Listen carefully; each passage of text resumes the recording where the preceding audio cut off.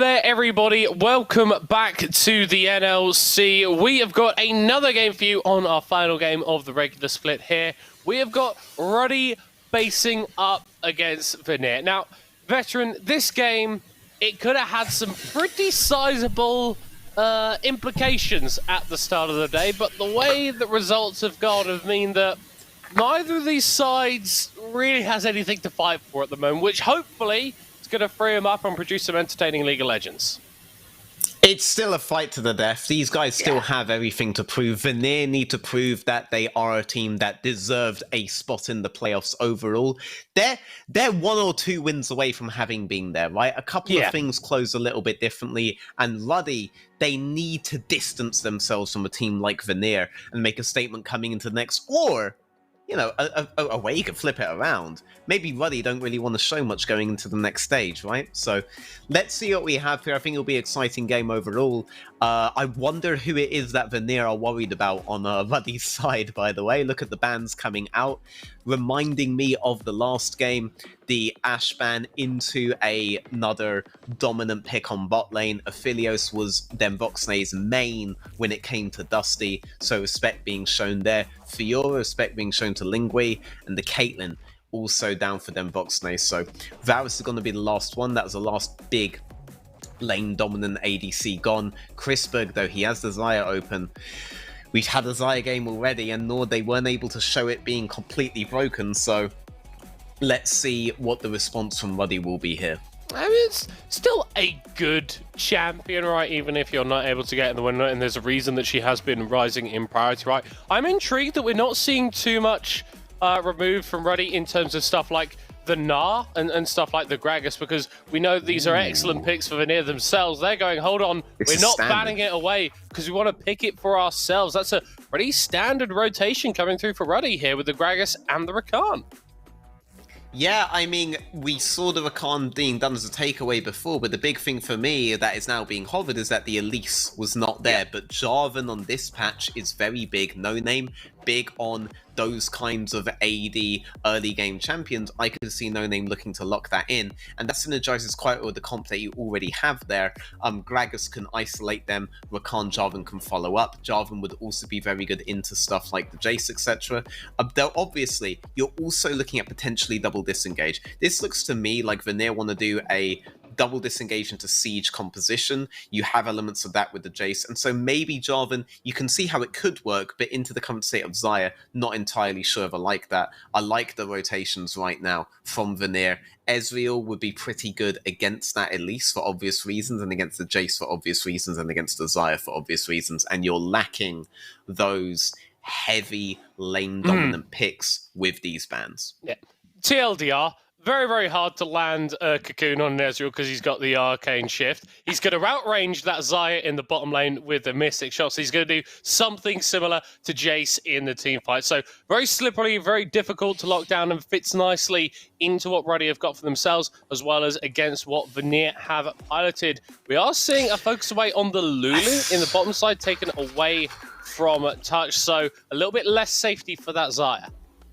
I mean, what I like about Ruddy's draft is that they've got Ezreal with support and flex pick, which means that even though there's a high chance you're not going to get a winning bot lane out of this, you can get a winning mid and top, but they have to have a really good blind that matches the Jace. I'm thinking Kled, for example, on the next rotation, because if you don't have something blind that matches the Jace on either lane, then you could be in a position where you lose one of those two solos, and if you do, the Ezreal pick becomes very bad for you. So I'd prefer to be Vanir in the opening of this draft. I thought we talked about this, but the Lee Sin has been locked in for no name. Everyone remembers what happened the last time. That gave them their loss to Riddle, a game that almost didn't count with how absolutely dominant Riddle were in that series, which led to some memes there. But you know, it's a good pick right now. It's a pick to match the Elise.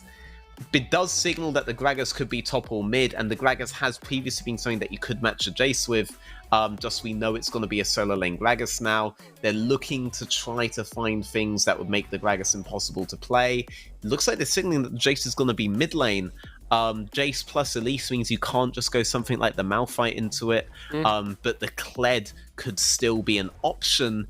The Popster would be pretty good into that, though. It looks like it's going to be the Camille. I'd be thinking about Kled if I was Ruddy right now. Said Kled looks like you said Kled a couple of times. I'm not going to lie. I feel like Lingui is a bit more practiced on this Camille, and Vanir have drafted themselves a lot of lockdown in these last two picks. Yeah. So even if their Voxer is able to arcane shift away, depth charge is still going to follow you. That Camille is still going to follow you till the ends of the earth. And with this Renekton actually picked up for Ruddy, we have got still flex picks all over the place. I anticipate this is a bit more likely to go into that top lane. Knight at least in mid. I mean, when he's what's in mid? Gragas mid, no? I wanted to see a Knight at least in mid. That's all I'm saying there. That's all I'm saying.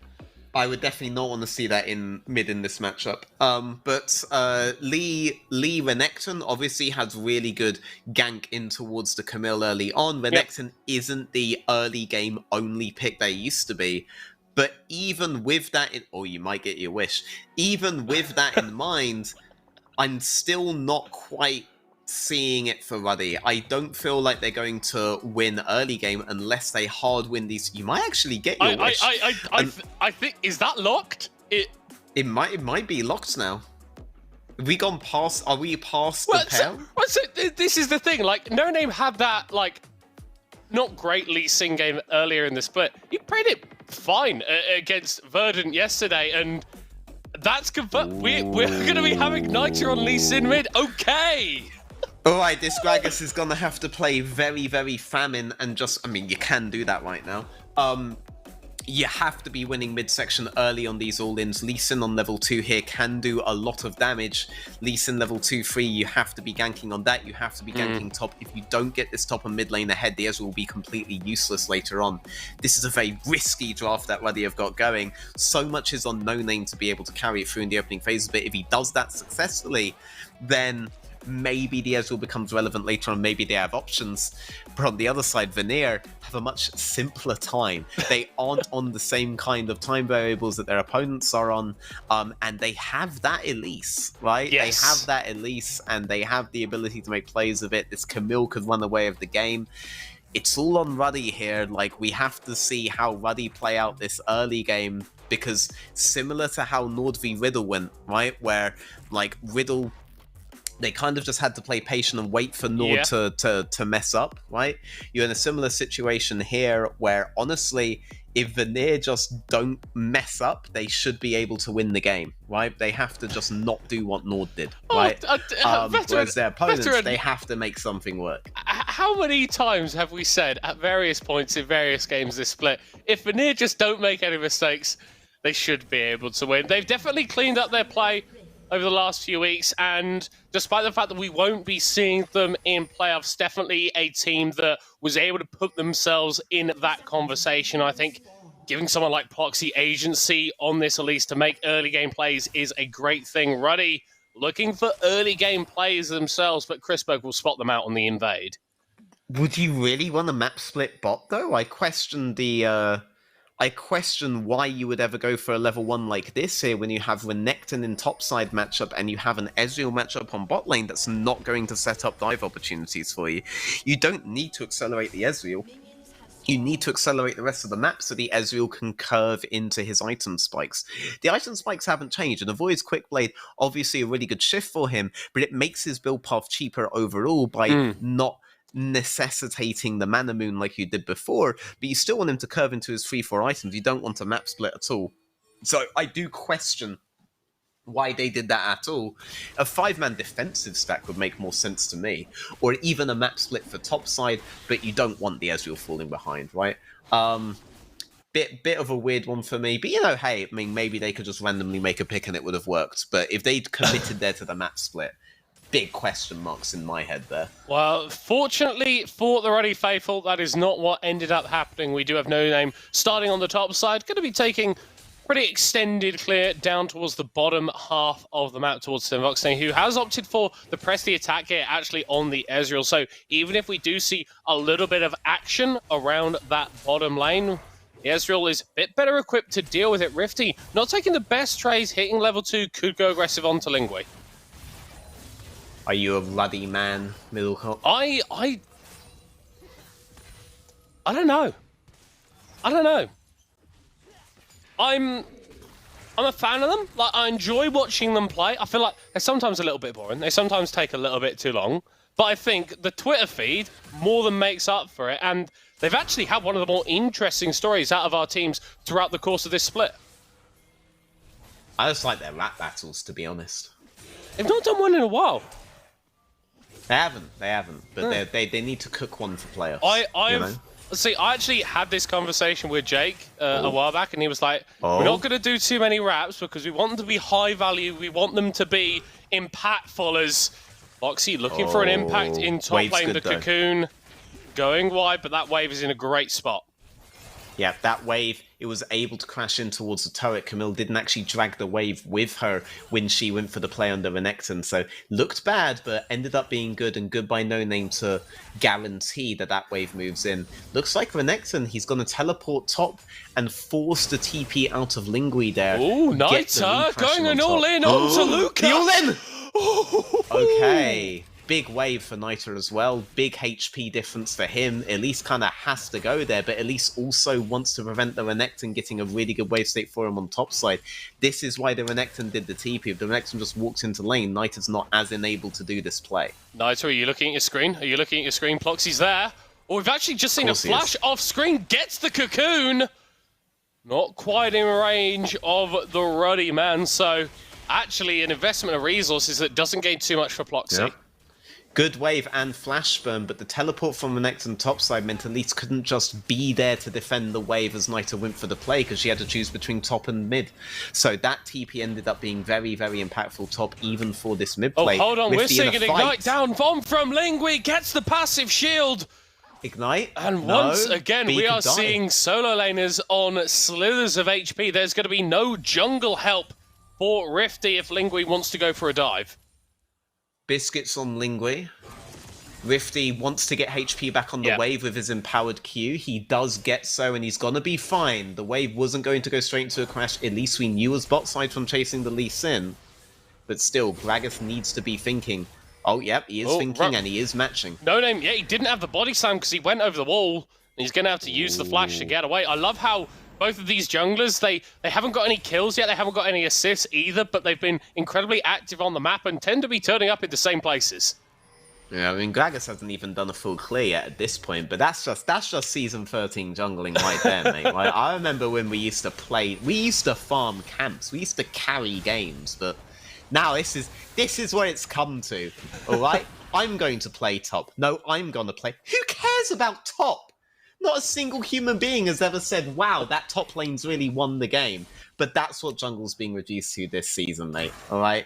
They're just matching, and they're trying to play for everyone else on the map. These are the least important people, and yet the most important people for how they enable everyone else. I think it's ironic that you said, wow, this top lane has not done anything. Because if I'm thinking of a top laner that does stuff, WoW is pretty high on the list.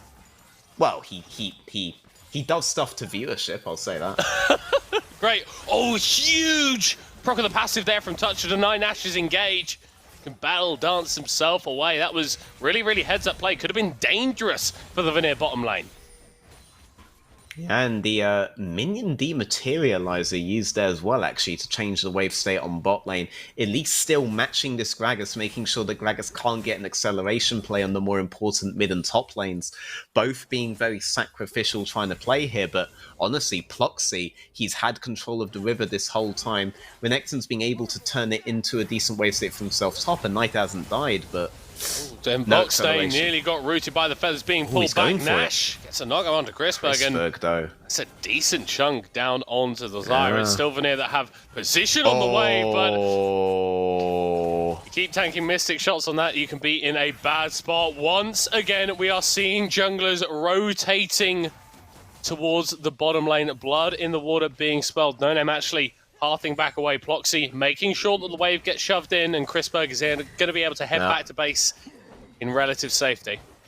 Yeah, I mean, if Chris Berg wasn't able to recall on that wave, he'd be in such a terrible position. So Elise is there to make sure that happens, because then Voxney and Nash have every reason to go aggressive and prevent that from happening. Ploxy, he's being everywhere he needs to be. We've brought up this man before in Vanir games. Very impressive bridge jungler. And we're seeing more why here, right? He's matched Gragas at every point. You could definitely say No Name's matched him.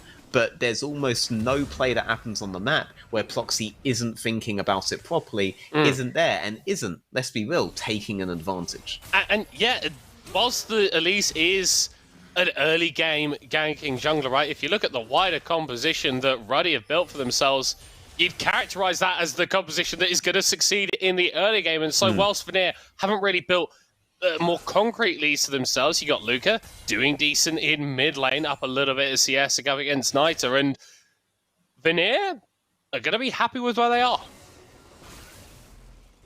Yeah, I mean, they've managed to survive this early portion, and you have to think it gets somewhat easier for their composition later on, right?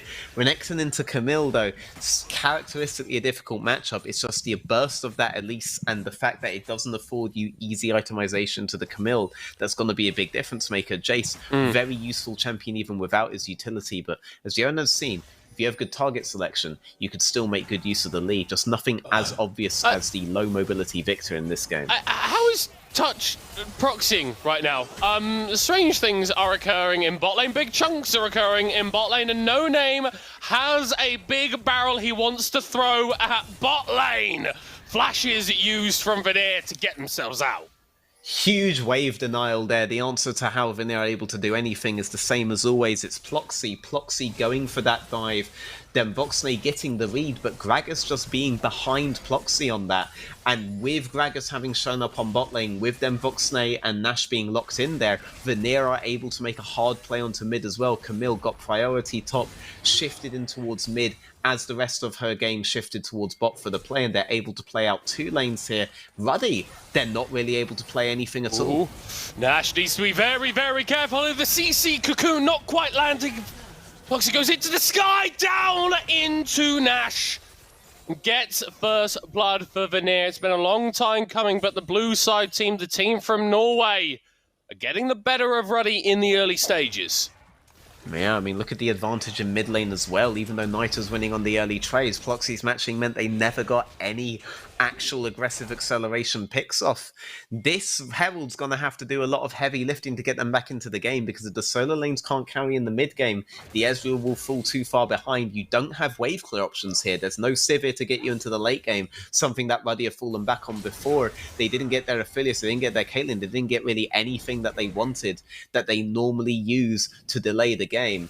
They can't afford an even or definitely losing mid-late game state. If they do so, the game will just end on Vanir's time. And when you've locked in these picks yourselves, like the Lee Sin, like the Gragas, like the Renekton, you've got to answer questions in the early stages. And honestly, the answers that Ruddy have come up with haven't really been sufficient. The longer that Lingui is able to exist on the side lane on the Camille, the harder and harder it is going to become to deal with him. I'm not sure if anybody on Ruddy, once we get to the sort of 20-minute mark, is actually going to be able to consistently match up against Vanir's top laner on a side lane.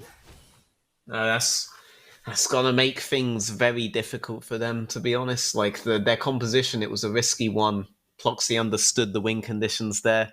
If they win, if Vanir win, Ploxy absolutely, for this early game, is going to be MVP no matter how the fights go, because however the fights go, it's going to be because Ploxy got them to the point where they were able to go that way. This free man here, again, ahead, Nash behind on a reset, Gragas, he can't afford to be on the map, Lee can't afford to be on the map. Only Renekton can, because he knows everybody is bot side. But what can he really do here? He can't dive the level 9 Camille here, right? Camille has ultimate up, will have Ignite up very soon. He doesn't have the burst to do anything on his own. Nothing can happen for Ruddy, but the setup for the next player is all being done. Ooh, flashback from Luca! Escaping from the attempted play from Ruddy, and Nash will be CC chained to death. A second kill for the Elise, and Vanir are building themselves a bigger and bigger advantage with every play. That's the setup from Vanir being capitalized on right there. This is not your jungle anymore, no name. You had a very tiny burst window, but the damage wasn't there. Similar to our opening game of the day, where with Unique, the small windows they had, the damage wasn't there. But Vanir, because they have the control, they're easily able to capitalize. Ooh, touch was taken low, but they might be able to kill no name! The feathers fly! But it's Vanir who are able to make it work. Themselves a double kill for Chrisberg. Then Voxnay wins this if the arcade shifts forward, if he just hits the damage. The Mystic Shot dodged away from by Chrisberg. The W going wide as well, but the crits from the Ezreal baby, too much. Chrisberg, not enough HP to make it happen. Then Voxnay could simply auto him down. A triple kill for this Ezreal is massive. Lingui with the ignite, with the ultimate, jumps on top of Rifty, who's going to flash away to safety. If anyone set that play up on bot lane, it was Nash, but then Voxnay, you can never, ever count him out on the NLC there. Nash going down there after getting that triple knockup. The DV is already on 2 kills, and it's so easy after the PTA gets procced to finish up on Chrisberg. Even if he misses all his skill shots, as let's be real, these things weren't landing, mate, were they? He just has a couple of autos to throw in on Chrisberg with the damage bonus to secure the final kill there. 3 kills on the Ezreal. Previously, we were talking about how he wouldn't get the time to curve into the game if his lanes aren't hard winning, but he's just been gifted that curve with those kills. No tier build anymore, going straight into Navori. Once we get into the Prowler/Eclipse portion of the game, you have to think he's going to do serious damage. He's not looking at heavy tanks on the enemy. He doesn't need those 4 items Soreldas into Eclipse builds. He can go full squishy, so a 3-item Ezreal can already be looking to win hard teamfights against Vanir. It's the big carry that we were looking for on Ruddy, and they find it in the man in the bottom lane once again, as they have done so many times this split. It's still Vanir with the gold lead, with the theoretical advantage in this game, but DV, he's going to be pissed that he doesn't have a shot at second today. He's going to be pissed that he's going to have to settle for a lower bracket run through playoffs, and then the sort of player he is, that is going to ignite a fire within him, make him play even harder. Yes, 100%, but this Drake is the next big objective. Vanir, they're able to play really heavy through bot here. DV doesn't have the wave clear to just reset the wave. He throws his ultimate down on it. He's got to try to catch it, but he's under a huge threat. This could turn into a big thing for Vanir. Yeah, you just chain the CC, and it is easy as you like. Those 3 kills created a shutdown, and Chrisberg will be happy to claim it alongside the first tower of the game. Vanir, 3,000 gold ahead, and for all the strengths that Ezreal had, this Xayah is getting to a point where you need to take her seriously. There's no point unless you're going AP Ezreal with your ultimate, where you're going to have significant wave clear on Ezreal, and that's always the reason why you need your winning mid lane, your winning top lane if you're going to go this pick. Right there, Ezreal can have as many kills as he likes, but he can't prevent the enemy doing acceleration plays if acceleration plays are open to them. With a winning mid lane, why wouldn't it be? They had full control of her, they had full control of enemy jungle, they could do what they liked, and they went on you. Where was the cover from No Name from Nash? They're fully behind on the map, so the cover couldn't even be there. All you could do was abandon the lane there, lose cannon wave, lose next wave, fall further behind, fall behind on your curves, and slowly lose the game there. You can see the issues of Ruddy's composition, and not just the strengths of Vanir's composition, but the strength that Ploxy is showing with the plays that's being called here. We saw from the comms how big a deal Ploxy is in those communications, in these plays, and he's really showing his form in this game. Yeah, he's now on the top side of the rift, potentially looking at that rift, Harold, as whilst the bottom lane tower falling is great for Vanir, getting that mid lane tower just make everything a heck of a lot easier. We are seeing Luca play aggressively onto Rifty, who hasn't really been able to get into the game on this Renekton, but he's going to be able to get out of that attempted play from Vanir. Yeah, well, Not a big enough wave there, not a huge cannon wave to be able to play with. DV's on the cannon wave here, but Elise isn't really in a position to do anything on this. The thing is, though, with that pressure, they're going to get full control of the top side of the map now. Pressure top, pressure mid. This means the Herald that is open will get taken by Vanir uncontested. They're just ahead on every play on the map here. Even the play that Ezreal was able to get a 3-1 on, that was done under Ezreal's own tier 2. Vanir, they've never really not been in control of the game, even if they have messed up at certain points. It's sort of, they're the ones that have dictated the pace, and sometimes they fumble the ball, but fundamentally they are still running for the end zone at, well, pretty alarming pace. I don't understand how American football works, so I'm probably mixing up my metaphors, but with this Rift Herald, they've got tower pressure if they want it. Ploxy could drop it now, could save it, as this tower may just drop without the Herald even being used. No respectable man understands how American football works, don't worry. Oh, I've been watching a lot Do you of those. understand how rugby works? Oh, union or league? Interesting. Do you know how either works? I know how union works. I'm pretty sure I know how rugby union works. It's been a while Good since enough. I've played. Matters more than knowing how American football works. There you go. Oh, do love a good game of rugby. Very, very fun. Very, very fun. Got a couple minutes now before the next big objective spawn for either of these teams. That isn't going to be an Air Drake, I believe. That's going to be a Hex Tech Drake, although we'll have to get production to see if they can confirm that. Lingui might be looking for Rifty, but Rifty is more than happy to turn it around with a little bit of burst down onto that Camille. Blade of the Ruin King completed. You need to respect the Crocodile. Thwack right there. So long as he's trading without grasping up on Lingui, I think he wins all of them at this point, and maybe even more. This, again, is not the same Renekton you guys may have been memeing in the past. Even LS likes Renekton in this current state. So that means you know it's a serious champion. Actually, honestly, of that track record, that may mean it's terrible. But it's a really good champion at this point in the game.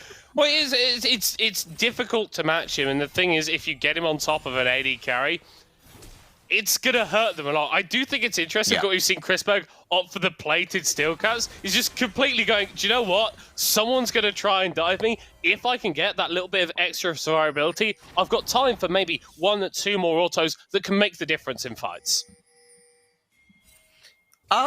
Yeah, I mean, what you really want from the Renekton at this stage is that you want him to be able to control Camille and give you a route to play around.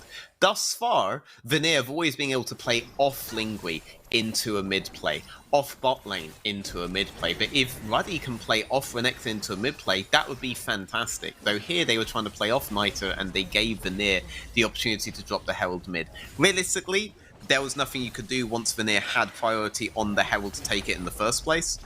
But there is potentially a way to get control on objectives now via that Renekton with the Herald off. And off the back of that objective, they're going to be able to rotate over and get control of this dragon. It's felt very simple for Vanir. It's not felt like they've had to really do anything, really overexert themselves. I'm still really waiting for that big play to come out of Ruddy.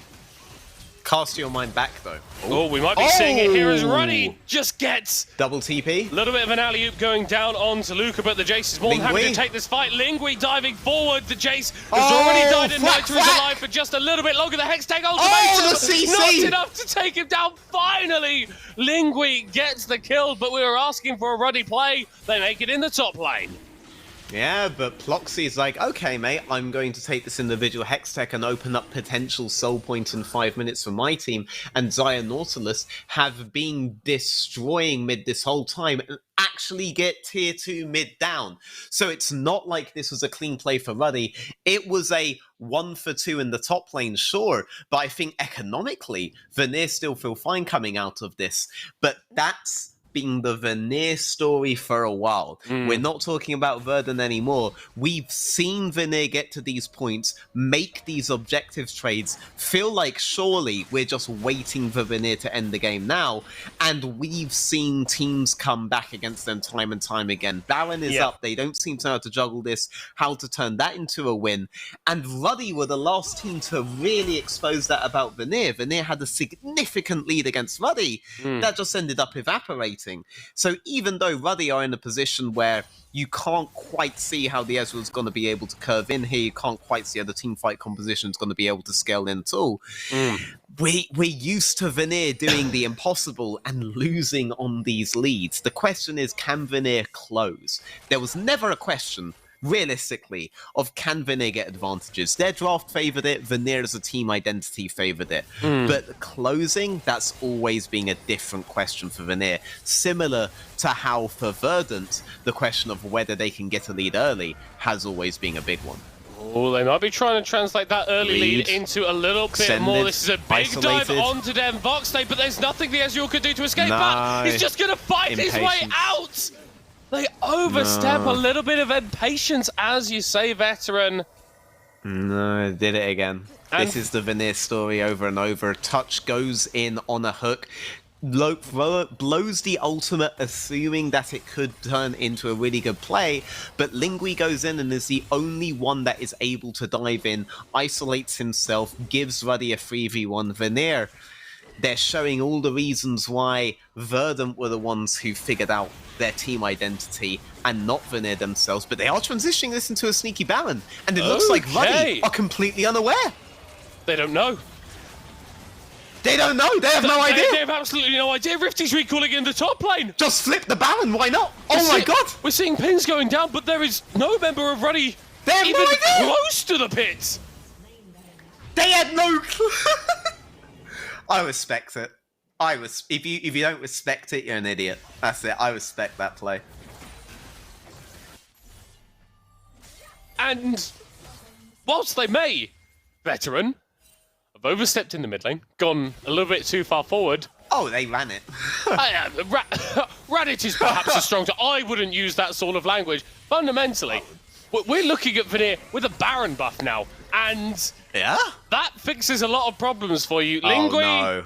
Oh no, bro. Classic. Classic. Is there a reason for Rifty to be there? He's going to be able to interrupt the hookshot wall dive, but Lingui is going to dive back, and actually Bloxy catches out them Voxday on the side, and Vanir in a 2v4 momentarily fight off the attempt from Ruddy. They get a kill for themselves. They're going to be able to take down this top lane tower, and I don't know, man, Vanir, they look like they've got this game on lock. The coordination wasn't quite there from Ruddy on that play. Naito was able to crash on tier 2 on bot lane, so in terms of map control, they should be able to defend this, and they should be able to maintain a fairly even map state. Not going to. No, this tower's getting deleted. Never mind. This is going to crash off tier 3. Camille's locked on bot side, but has teleport. I guess the expectation was Naito would be able to join that play, but the play happened too far away from the wave. Yeah, coordination was off there, and that play ended up turning into Vanir's favor. This Baron is going to do a lot for Vanir, and the call to actually get the Baron could be that late game call that secure Vanir the game. But ultimately, are you satisfied with that as Vanir? Sneaking a Baron when you had so significant of a lead, not really being able to play the game out in, I wouldn't say a standard state, but in a less variable state, using your advantages fully. This wasn't really a utilization of their advantages, but still, it could net them the win, and a win's a win. Oh, Rifty! Well, that guy just doesn't exist anymore, does he? He's just gone, and I think that for Vanir, being able to put up performances like this towards the end of the season, it's frustrating. This is a team that has pushed, maybe is playing like that 4th place team, but obviously the way the results went in the early stages of the split, they are unfortunately out of the playoffs. I'm so intrigued as to what Vanir are going to look like in summer, right? I am as well, but also don't call it yet. We've seen Vanir have stronger leads than this on Ruddy and other top teams that they've been able to throw. So yes, it looks very good for them right now, but don't call it yet. Ooh, you're taking enemy Raptors! For example. You're not allowed to do that! Flashes away, but gets out for a moment. Knights will be able to finish off, but the rest of Vanir are here to avenge their AD carry. Look, Nash gets to the play just in time. It's a 2 for 2. Make that a 2 for 3. And Ruddy make it work. A visual demonstration of, again, of what I was trying to remind you of. We've seen Vanir in these positions against some of the best teams, and The question of what Vanir will look like could be answered by they'll look like what they look like at the start of spring. You know, they are a team that's able to play out early game scenarios really well, a lot because Ploxy seems to have such a strong read on what the map needs at any point. But are they able to close it? They're answering again. Possibly not. You don't need to be giving up a death there, and whilst this is going to open up the map a little bit for Ruddy, I think the small solace for Vanir is you're not losing a Baron off this. You're not losing significant vision around an objective either. This is going to bring Ruddy closer to parity, and with the way that the fights have been going, parity may be enough for them to come back in this game. Yeah, I mean, if Ruddy are able to actually extend these plays, get picks while they have advantage, they have a 5v4 advantage on the map right now, for example, then they could extend one kill into a scenario where they have numbers advantage over an objective eventually. But those kinds of things are difficult to do for a team at this level. The issue is, the more you give up as Vanir, the more it starts eating away at you that you will eventually give this up at the wrong point. We saw this with Nord versus Riddle. Nord initially weren't giving up kills at points where they were losing objectives, but eventually they did, and that was all that Riddle needed to start getting in game. Oh, They're doing this with Elise off the map. Very aggressive from Luca. And Elise touches. off the map. Hold on, Denvoxte's just killed Lingui off our screen. Yeah. Oh no, veteran, it's happening all over again. Yeah, because they actually chained that Elise kill into this kill. Elise had just gotten back in respawn and was moving through her own jungle, but there was no way she could join this play. And if Ruddy have the game sense you should have at this point, they know Elise can't join that play right now, so they had full confidence in matching the play. They stacked one kill and turned it into others. If they do that 2 more times, that Drake's gonna be up. They do that 1 more time, that Baron's gonna be up. You get the sense that if there was something that prevented Vanir from making it into that playoff spots, it's these sorts of mistakes. You just can't afford to make them. It's the story. It's their story. It's happened they've done this to top teams, and this happens every time, and it's so sad because you can see the potential this team has, and they aren't quite there when it comes to closing out, and they never quite figured that part out. And still, they are able to assert some pressure around the top side of the map. They've got a couple of wards in Ruddy's jungle and a few wards in the river as well. They've not got a support though. Touch dies, and that could be massive. Losing his support, losing so much of this engaged potential when the Baron is on the board. Ruddy might be looking for a turn here. Devoxte opening up with the ultimate, and it's Chris who's being caught out. Niter pops over the wall, is in a little bit of a 1v1, but Luca kicks him back into the team. The stopwatch is meaningless. A shutdown for Rifty. Vanir are throwing Ruddy, pick it up, and head for the Baron. Ploxy pressing Esther in the middle of the lane. He's been here before. He knows what this is like. Kind of sad that Johan just spawned into Ruddy's mid lane this game, to be honest. With that, Ruddy will get the Baron. I think the last hope here for Vanir is this Ocean Drake. If you can get the Soul, then maybe you don't get a load of power of that, but you get the Elder on the map, and if that's something that you can secure, then maybe that's how you get back in. But for the next 2.5 minutes at least, Vanir gonna need to batten down the hatches as Ruddy push forward. 40 seconds, Camille topside, but does have teleport. So long as Vanir play towards wards, knowing that Camille is able to get those flanks off, they could maybe make a play for the soul. This is a soul point Drake. If Vanir are able to claim the soul, God, I remember saying this about them versus Verdant, then Taxa stole the soul. Then they could still be in with a chance of winning the game. Renekton has TP. And Vanir are in the river first. Touches, getting a couple of chunks down onto him. Lingui on the side, hunting for a flank, hunting for Denvoxte. If you can kill the Ezreal, if you can wipe him away, it's going to be massive. But Ploxy has been caught. The stopwatch bot as Touch is going to be thrown into the rest of the team. It's another for Niter. It is the same story for Vanir. They won't be able to take this Drake. The soul will be denied for at least the next 5 minutes, and Ruddy are looking like a different team from what we saw in the early game. They are looking like the third place team in this league. That's exactly what happened the last time they played, Vanir. Yep. Oh, it's a sad one because like I really wish that I could just give Ploxy an MVP at some point, right? Like Ploxy had such a good early game, right? And a lot of what's happening here is basic principles of mid-late game going wrong. Rifty a little bit isolated, and Vanir will be able to pick up that one. You can't get too much more than Voxday feeling the freedom to Arcane shift forward. This is pretty beefy Ezreal with that Bloodthirster shield on top to just deny a little bit of that extra poke. But hold on, what? Okay, they caught Nash as Nash is trying to recall. Nash still has all summoners. There's no objectives on the map, but they have a numbers advantage here. They have a 5v3. 30-second death timers. That Ezreal ult not providing a lot of wave clear. Vanir, they could be caught out. Pressure's going to get thrown onto the tower, but he gets the hook back down onto Niter. Lingui going forward himself. A little bit of a solo mission from the Camille into the back line, but the rest of Vanir pick up the mid lane inhibitor tower. They're going to get the inhib as well. Every single time we think that a team has got a hold of this game, it flip backs the other way. I'm not going to say what I usually say about mid-inhibitor turrets, because honestly, I'm just glad these guys are breaking a base for once. Took until the last game, but like, I'm glad to see it.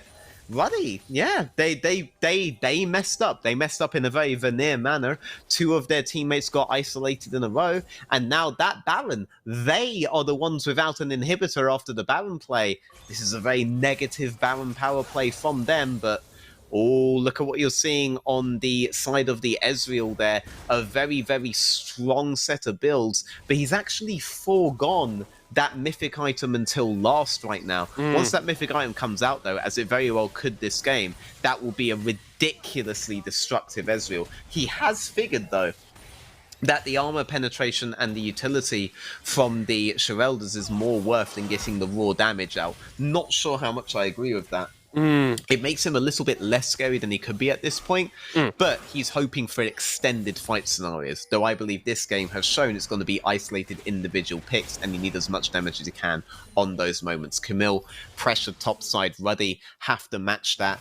2 minutes until Drake, 1 minute 40 until Baron. Ruddy just have to not get caught by then, and Vanir have to not get caught by then, but in about 40 seconds, one pick could determine who the game goes to.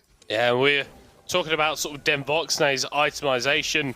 Chrisberg is done with buying items. He is full build here on the Xayah, barring maybe selling your boots for a heal item or some shenanigans like that. But 100% crit, those feathers are absolutely lethal. If that pig does happen and Chrisberg gets even a moment to DPS, then the health bars of Ruddy are going to be disappearing very, very rapidly. Priority in this mid lane is key for the next minute or so, with that Baron spawning soon, with that next Drake spawning soon, and with the mid lane inhib down, the super minions in the favor of Vanir. They've constantly got the shove and are able to deny Ruddy any vision in the river.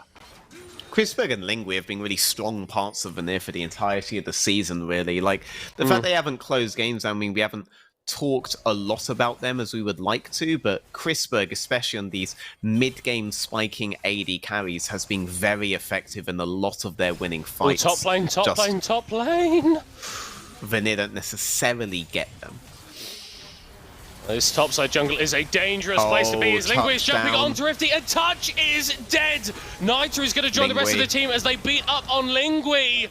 And it's the top lane and the support of Vanir that overstep. In the bottom lane, Luca is going to be able to get a little bit of a shove going down, but I feel like for Ruddy, you've got to take this Baron. Hold on, no!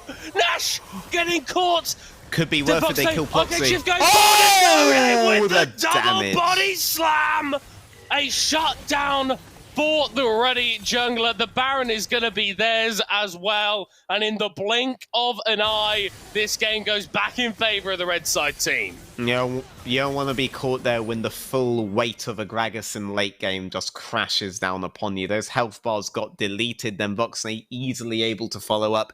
Those picks that Nash died for became potentially game-winning ones. You wouldn't even care the Baron went down. That's a lot of damage. There's a lot of damage. Luca looking for a hero play, but nice. Not going to happen. No with that one. And Ruddy going to deny another Ocean Soul, another Ocean Drake away from Vanir. These Jackets don't mean masses for Ruddy, but the longer you can delay that Elder, the more and more time that Vanir are going to have to wait until they can get something which can truly open up the game. Yeah, 100%. Ezreal here, almost on Mythic, has the Dirk out. Interested to see what that ends up turning into. If it goes the Eclipse route, you are against a decent amount of armor on the Camille. You're against Zhonya's out. You're against GA out. Could be the angle. Could be the angle to just go Eclipse and get the ridiculous amount of penetration that the Mythic passive gives you there. Which combined with the Shereldas would make the Ezreal's damage, quite frankly, ridiculous. Obviously, Zaya's still a really good pick, but let's be real. Are Vanir getting these 5v5s? No. It goes one after the other, and what you want is burst there, and Ezreal is the king of burst in the game right now. Yeah. Voxnay is pretty damn disgusting, but Ruddy do have to contend with a little bit of a structure disadvantage. Their base is not in complete shambles, but it's certainly looking less healthy than what Vanir have got to back them up. And as we crest the 38-minute mark, we are still no closer to seeing who's going to be getting the win in this game. It's Ruddy who have the momentary advantage. You have the Baron for the next minute or so, but we've seen that objective is far from decisive in this game. But the gold has swung from a 6k, 8k gold lead on Vanir to a 3k gold lead on Ruddy. That obviously matters less the closer people get to 6 items, but the tempo of the game has absolutely swung into Ruddy's favour, and you have to wonder, was that the focus of the composition, rather than just try to curve the Ezreal from early game plays, just be like, okay, how would one want to make a comeback if that is their priority? And you have to think, Gragas, Renekton, Lee, Rakan, these are champions that are very good at making individual picks when opponents are out of position. This is a composition that's very good to make a comeback with, if anything. You have to wonder if maybe that was the plan against Vanir the entire time. Knowing Vanir's strengths and knowing their crucial weaknesses, you just press that weakness over and over again. And we are going to be falling into a little bit of a lull state now. 2.5 minutes until the next Drake, 3 minutes until the next ban. Reminder, this game has no implication on the standings. This is just both these sets of players wanting to go out on a high, showing that actually you do need to think very, very highly of them. For Vanir, they are the team that could have made playoffs, weren't able to do it. Ruddy could have been top 2, but not able to do it. Both have missed out on things on this final day, but the last thing that they want to miss out on is a win. With the Baron falling off, Vanir feel a little bit more emboldened to push forward and try and take down these Ruddy structures.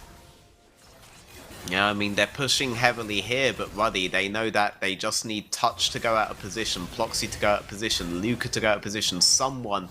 The Gragas is going to give him a helping hand with that. He actually halves Chrisberg's health. That will obviously come back from the Bloodthirster and the red buff on the next wave, but still a lot of damage coming out from even the utility. Also, Rabadon's Death Cap Gragas coming out here. I love it. I think you either go for ability ace or you go for AP, so I'm glad that he isn't going for the Rod of Ages build. That's been really triggering me. So good job, Nono. Good job. He's had some pretty decent. We've had some pretty impressive Gragas players today, and despite not having inhib towers, it feels like Ruddy do, because Vanir can't get any ingress into this base. 1 minute though until Vanir could think, okay, our exit strategy out of here involves a Drake Soul, and that could be the game-winning teamfight. Will Ruddy feel pressured and maybe make a mistake that Vanir could close on? It's going to be the other way around, most likely. But Big still. question. Oh no, Yeah, Lingui, you can't stand in the mid lane like that. Nita gets the kick back into No Name. The rest of Vanir getting hit just in time, but it's not in time for Lingui, as now Chrisberg is getting jumped onto by Rifty. Vanir are retreating away towards the Baron, but Nash will find them. Touch flashes over the wall to his death. Chase? And then Voxday just keeps going forward. A rampage kill for himself. Luca doesn't care about that fight at all. He's just going for inhibs. Based. Extremely based. I mean, he's dead. Dead, yeah. Love it. That man went screaming into the void. I respect it. We could have pre-recorded this Vanir Ruddy game, it feels like. The same story for Vanir, the same story for Ruddy as in their previous matchup against Vanir itself. The top 3 of the NLC has been defined very heavily by slow early games into just better understanding of League of Legends, better patience in the mid-late game scenarios, especially late game ones, and that's being displayed here again by Ruddy, and unfortunately again by Vanir. Ruddy will get the victory in there, and very, very close run thing, but coming out deserved winners in the end. And like you said there, Veteran, it was so close, but so far once again for Vanir. Yep, I mean, that's been the story of them the entire split, and ultimately why they aren't in the playoffs. They've been the same team at the start that they have been at the end. They have picked up victories here and there, but ultimately they never sorted those issues that were giving them their losses, unlike teams like Verdant were able to do so. So they're not making it in. They didn't pick up the final win against Ruddy. Ruddy still showing that they're the better team at the stages that count, which is the stage where you start hitting the enemy nexus. Yeah, and I don't know how to feel about Ruddy coming off this game, because it was quiet in the early stages, which we can see from them a few times. They try and build up these sort of invisible gold leads where the score at the top is 0-0, but somehow they're 3k ahead. That emphatically didn't happen this game. Vanir, they made it a bit higher tempo, and they overstepped at points, which gave Ruddy avenues back into that game. But we keep coming back to the same point once again. It's Vanir getting themselves in a good position, but not able to close it out. Yeah, because you don't necessarily want to judge Ruddy in isolation, right? You want to judge them relative to the top 2 teams that they are going to be up against, Nord and Riddle. And Nord and Riddle have very similar storylines when they face Vanir as well. So as a differentiating factor, you wouldn't really look at this game and think they look uniquely vulnerable into Riddle and Nord based off of this, because this is just what Vanir look like against pretty much any team at this point. I think Ruddy, even with their composition, didn't have that many options compared to Vanir early on. They at least were trying to get those small instances off, and it would always be a difficult composition for them to run. I wouldn't imagine they try to run a comp like this into Nord Riddle, but maybe I'm wrong. Yeah. Maybe this is actually a template for Ruddy in the future. But I doubt it. It's difficult to tell anything except that Vanir, they end as a team with potential, which is as they began. But that potential ultimately was never realized. Shoutouts to Ploxy, shoutouts to Chrisberg, shoutouts to Lingui. This game, not so much, but there were many games where Lingui was able to explode the game for his team. Ploxy, as a jungler, absolutely one to watch when it comes to the summer split. But that's unfortunately going to be the last that we see from this Vanir lineup in spring. It just you can just go down each of the players and you can find something positive to say about all of them, but when it comes together, it's just not worked out. But looking on the other side here at Ruddy, obviously nothing really to play for in this game, so maybe that's a way that we can excuse some of the looseness that we did see from them, but there were still strong performances in there. I think if we're looking at people for MVP, I want to put forward someone like No Name. I think that the Gragas was very, very impactful. He got some big double body slams in a lot of those engages and made it hard for Vanir to sort of play into Ruddy. I mean, I think Rifty also had a lot of impact in terms of setting up picks. Then Voxnay was the guy that made the huge comeback happen. There are a lot of potential options for MVP in this game. Yeah, but before we get that settled, we are going to be jumping into the interviews. First up, I believe we have Morgs, who is the Esports... Doggy! Yeah, Oh! that's me. I've taken over his job. Oh my word. So, right, I guess the obvious question is, how does being a dog affect your job as the Esports director for Vanir? I mean, people like me a lot and they tend to give me a lot of attention and cuddles. Oh. Do your players call you a dog a lot, Morgs? Yeah, they call me a dog way too often, really. Makes sense. I'm sorry to hear that, but coming. I mean, I am a dog, so it'd be strange if they called me something else. Yeah. There's no rule that says that a dog can't be the esports director for the organisation. Pretty sure there are labour laws with regards to animal welfare and all of that, to be honest. I don't know. I feel like that's not really what we need to be getting into now. Good cuddles. I get a lot of snacks and cuddles, so I don't see how that's against the law. This is sounded like a pretty good deal. Like, is the bank account in your name, or do you have to like get it done in like a human's name? Norwegian laws are strange, so I don't really know. My human gives me treats, so I assume I get all the money. Okay, isn't that tax fraud? How would that be tax fraud? I'm a dog. I don't even have a social security number. In fairness, you couldn't get charged with this, but the human would be, so... I'm sorry. I think we need to investigate. How would it be tax fraud? I'm a dog. Like that... beautiful stuff.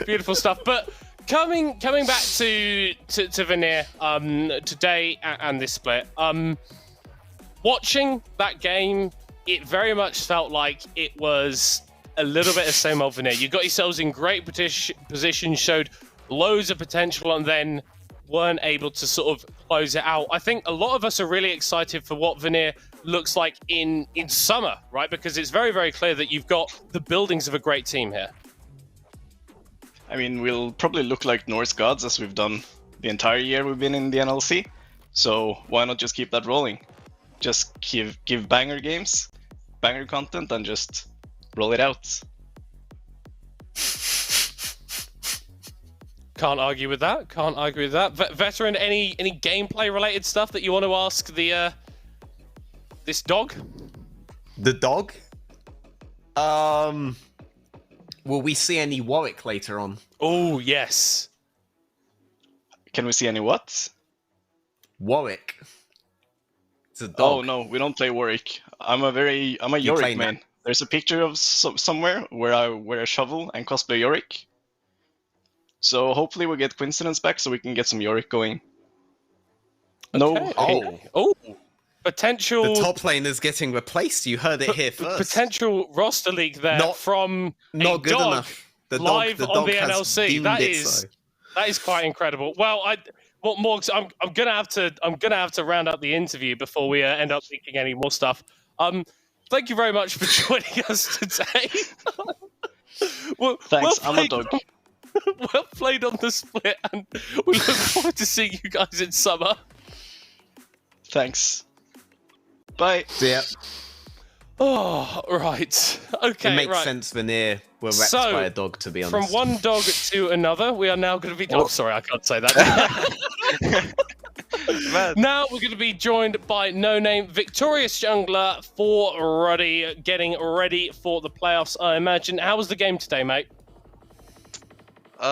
It was another chaotic game. Like, they have, like, honestly, all the lanes were kind of just exploding around me, and I'm just playing Gragas, farming slow, trying to keep up. And the enemy has at least just running around, killing everyone. Well, I mean, he didn't kill everyone, but he could have killed everyone. And it was like, the map was just afire, you know, around me. Yeah, it did get a little bit crazy, but Ruddy able to make the comeback in the later stages of the game and pull out the win. I kind of want to ask what your thoughts are looking onto the playoffs, the postseason, because there was a scenario, right, where you guys could have got yourselves into second place today. Obviously, with the way that Nord-Riddle matchup went, not end up working out. Do you feel like you're the third strongest team in the league, or do you feel like your power level's a little bit higher than that? Well, we are like our expectation is still to win. Like we believe we can be the best, even if we lost to Nord twice and things like this. But I wouldn't say there's a massive difference between any of the teams right now. I think no one is playing particularly good, including us. So I mean, our goal is to win, and it doesn't really matter if we have to go for lower bracket or upper bracket, because in the end you still have to beat the top 2 teams anyway. So yeah. That's a good attitude to have. It's interesting that you touched on that. I think a lot of the top teams are really feeling like we're not quite there. We're still waiting to scale into the playoffs, and hopefully it's something where next week we're going to be seeing everybody firing or on all cylinders. Veteran, what are your thoughts on Ruddy going into playoffs? You got any questions for No Name? Why did you guys pick a draft against an early game team that basically had absolutely no chance of doing anything early unless you like insta-give them level 2 or something? I don't know. We just kind of felt like picking these jumps, like it just happened. And then, follow-up question: why did you have a draft like that and then pick Ezreal with it? Which sounds like the worst-case scenario. Wait, when did we pick Ezreal? Was it second Third. phase? Champion You did select. Gragas, Yeah. Rakan, Ezreal, and then you picked losing lanes. Honestly, you could blame our coach RK for that one. I'm just playing my Nice. Gragas, trying to have a good time. Just waddling around, Fair body enough. slamming people, Yeah. drinking out of your barrel, trying to chill. Well, No Name, And then- before we let you go, is there any shout-outs that you want to do? Veteran, have I just interrupted you in the middle of a question there, bro? Well, I just wanted to ask something based on something he said in the interview. Yeah, go on, if feel that's free, okay. feel free. We got time. Very fast We got question. time. We got time. You we got realize time. if you were in the upper bracket finals and then won that and went to grand finals, you could potentially only have to beat one team twice, right? Not the top 2 teams. Yeah. And Cool. you would be instantly Cool. in Just E-Masters as well, making- but it's alright. We have True. to make it harder for ourselves. It's all for content, mate. It's all for content. Got to make it a bit more entertaining. Well, before we let you go, No Name, anyone you want to shout out? Anything you want to say before the end of the interview? Shout out my old coach who's spawned in LEC somehow, Hedon. Shout out to my team. I put them on my back this game, so I hope they thank me later on. I don't know, shout out my family, my mum, my girlfriend, and everything. Yeah. Yeah. Aw. Yeah. Oh, that's nice. That's nice. I like how the order is Hedon, and then somewhere down here is like family, girlfriend, stuff like that. Yeah, yeah. I think my favourite part was when he was like, shout outs to my team that I just had to backpack through the whole game, you terrible bastards. Well, No Name, it was fantastic stuff from you today. Massive congratulations on the win, and I can't wait to see what you guys and the rest of Ruddy get done in playoffs. So see you later, mate. Yeah, thanks guys, see ya. Thank you. You know, Alrighty. Yeah? It makes perfect sense to me that Vanir's run by a dog. Because for the whole season, they've been all bark and no bite. With that, we're going to be going to break. Coming up afterwards, It's been a rough Nate's one. take on Domino in the last game of the regular split. Nate, Veteran, I'm going to tell you off for that in the break.